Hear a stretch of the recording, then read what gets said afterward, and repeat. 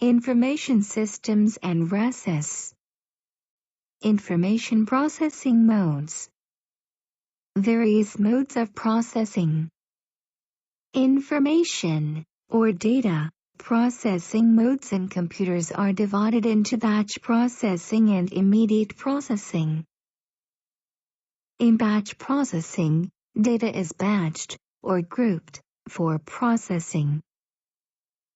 In immediate processing, data is processed as it is generated while interacting with the computer.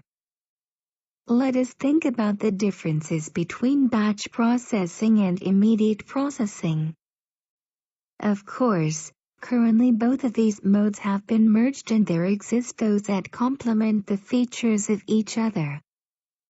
However, let us focus on some more classical forms. Batch processing. Data to be processed is grouped into a form called a job and put into the computer. It is a method to get a complete processing result. It is called batch processing. Immediate processing. Instructions are given to the computer each time a processing request is generated. It is a method to get immediate results. It is called real-time processing. When a job is being performed, the head of the processing is the computer. Humans do not intervene. When a job is being performed, the computer and the human interact with each other. The human adds his or her judgment. The human and the computer proceed with the job together. It could be said that this is interactive processing. It is suitable for the process that does not need to be done immediately. It is suited for the process that needs to be done immediately. The execution order of the job can be decided in advance. Also, the computer's throughput can be improved. Because immediacy is required, this system cannot be allowed to go down. Importance is given to system reliability.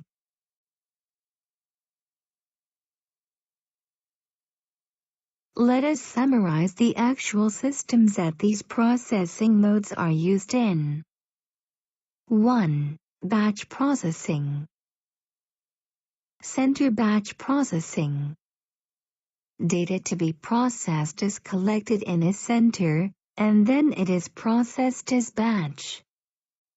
When the data and program are entered into the center's computer, no online system intervenes.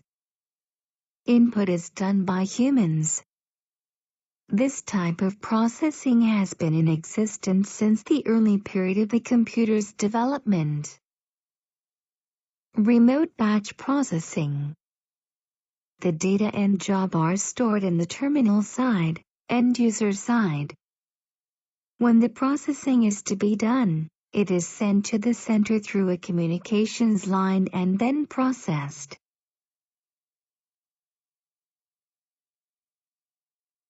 Two. Immediate processing, real-time processing. Online real-time processing. When the processing request to the computer is generated, the user inputs the data and instructions, and the processing begins immediately. There exist two types: online transaction processing including bank deposits, withdrawals and seat reservation, and real-time control processing including air traffic control and railway traffic control. Time-sharing system, TSS. Multiple users input instructions to the computer interactively using the CPU by time sharing. From the standpoint of each user, it seems like he or she is using the computer alone.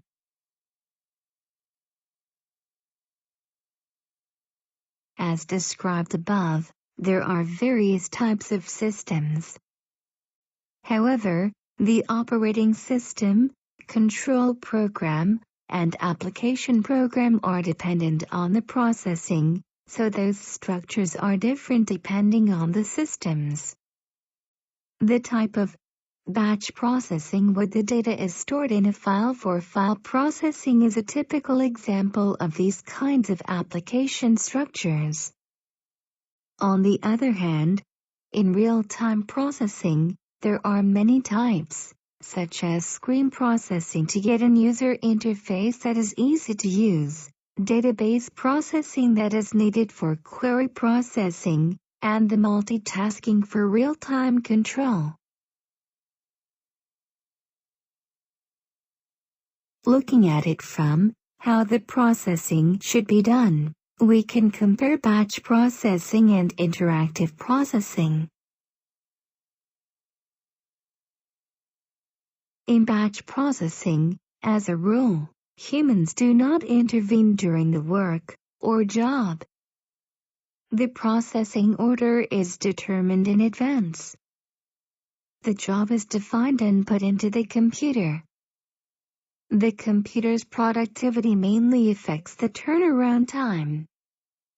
The job definitions are done in JCL, Job Control Language, for general-purpose computers. For Unix they are done with shell scripts.